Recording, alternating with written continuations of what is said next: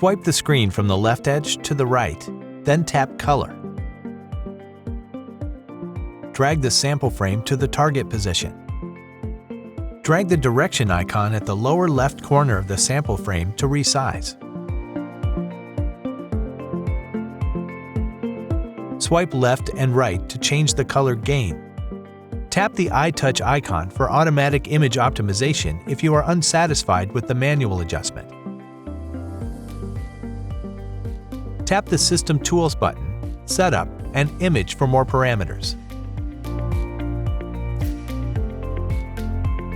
Drag the scale level bar to adjust the color scale.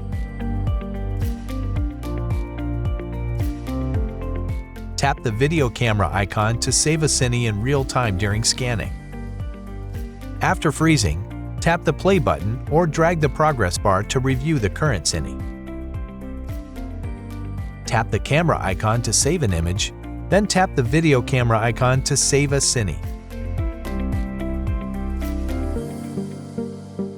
The operation will be the same in Power Doppler mode.